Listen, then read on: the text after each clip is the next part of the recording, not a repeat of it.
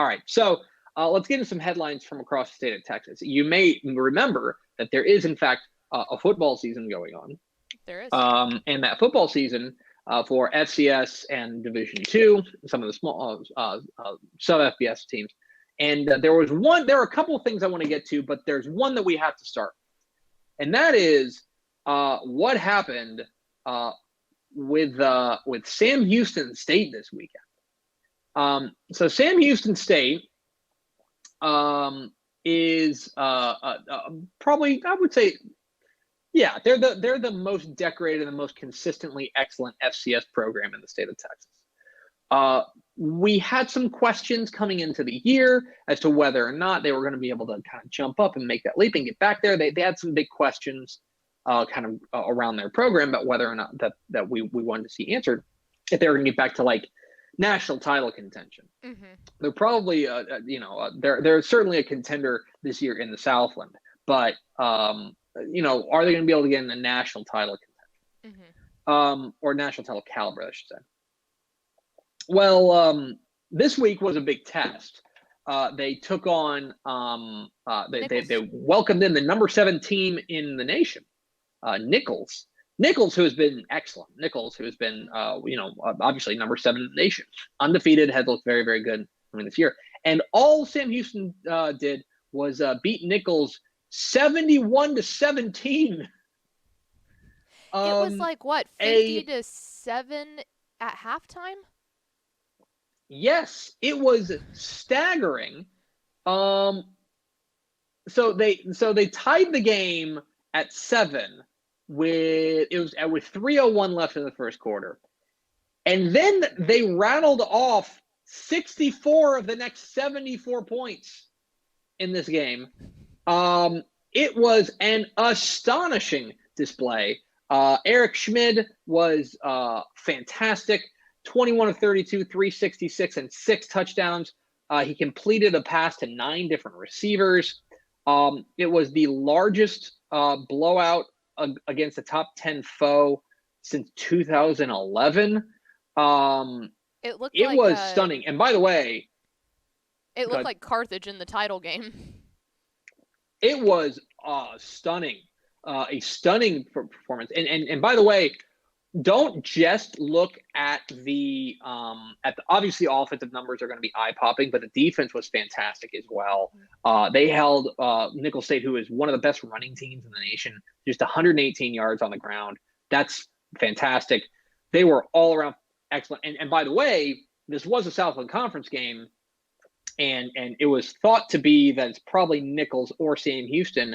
Well, I would say that they have jumped into the driver's seat of the Southland Conference. An absolutely incredible performance from Sam Houston, 71-17 over Nichols. An exceptional performance. They moved to 2-0 on the year.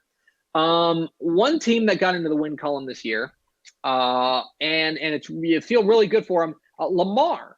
Lamar earned their first win under Coach Blaine Green, a really fun 27-26 overtime win over McNeese. And it's their first win at all since October 2019. Very, very cool for Blaine Morgan and company, as the Lamar Cardinals have improved to, I think they're 1-2 now. But fantastic win for them to beat McNeese. And that's probably, our Corey Hogue on TexasFootball.com says that it's the most improved team in the country over the first couple of weeks. And I am reticent to disagree with him. Very impressive from the Cardinals as Lamar breaks into the win column. 2 other college football notes real quick. Something to keep an eye on. There's something going down in the NCAA Rules Committee this week. They're discussing a few different potential rule changes. One of them could be another change to the overtime rule, something they've got their eye on. It would be that after the second overtime, in the second overtime, if you score a touchdown, if you remember, okay, let's back up. If you remember what the old rule was, which was in the third overtime, you have to go for 2 if you score a touchdown. You remember this? Mm-hmm. It's always been that way. That was the old rule. So then the 7 overtime game comes around, and they're like, that is, like that's a problem. We don't want these games going into 7 overtime, stuff like that. So what they did was they said, okay, you have to run two. We're going to keep the rule of the two. You have to run a 2-point conversion in the 3rd overtime, and then once we get to the 5th overtime, it is just 2-point plays back and forth. That's all it is. Well, now they're toying with the idea of jimmying with it again, which would be that in the 2nd overtime, you have to go for 2. And then starting in the 3rd overtime, the 3rd overtime period would just be 2-point conversion plays back and forth. They want to shorten this thing even further. I know why they're doing it. Like the idea of player safety. And at that point, players are extremely tired. They're a lot more likely to get injured and things like that. I get it. I wish they'd just settle on something. Right. And just say, this is what we're going to do. This is it. And so I completely agree. Maybe bring back ties. It's one of those things. It's like, I don't mind that new rule, especially, like you said, the injury gets so much higher the further you go on. But stick with something and decide, because the switching back and forth makes it so difficult. Snip, snap. I would just say, like I'm okay with this rule if they want to implement it, where you have to go for 2 starting in the 2nd overtime, and then the 3rd overtime is just 2-point plays back and forth. I'm okay with that.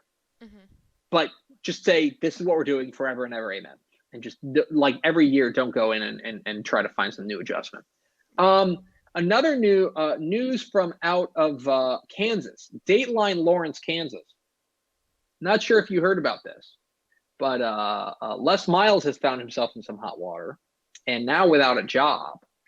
Les Miles has stepped down. Did he fire? I don't know what the exact thing was. He was Miles was placed on administrative leave, or was it? I think it was. I don't. Mutually agreed. But that's more of Miles was on administrative leave before agreeing to a buyout. So it was kind of a mutual decision for him to leave. I guess that's what they're saying. Okay. So they do need a head coach. They do have an interim head coach. And the interim head coach may be a name that Texas high school football fans remember. It's Emmett Jones. Emmett Jones, the former South Oak Cliff head coach, he coached at Texas Tech. He was at a variety of different Texas high school football programs. But Emmett Jones is the new interim head coach of the Kansas Jayhawks. I don't know. I doubt he's going to be the permanent head coach. That's my feel for the situation. I doubt he's going to be the permanent head coach. But it's cool that he gets to be the interim head coach, at least for the offseason, until they because they do have some sort of I believe they have a search committee that's going out there and trying to find a new coach. But for now, Texas high school football royalty, Emmett Jones, is the new head coach at Kansas. So congratulations to him on inheriting that mess. And then I want to direct you to TexasFootball.com. A few different things up there, including Matt Steps this week in Texas high school football. A few different news and notes from around the state. Merkel has made a hire on the RGV too. Okay. There's a there's a piece on the RGV. There's a big transfer. Quarterback. Transfer in the RGV. Yes. Merkel is looking for a head coach because Britt Hart, formerly the Fall City head coach, is now heading to Stanford. That's pretty big news. This came down over the weekend. But there was but it appears that Sweetwater is going to be making a hire. Let's see if I can pull this off in a hurry. Yeah. It appears that is it official? I want to make sure I don't. Let me make sure I don't say something I'm not supposed to. Yes. I saw an article Sweetwater earlier.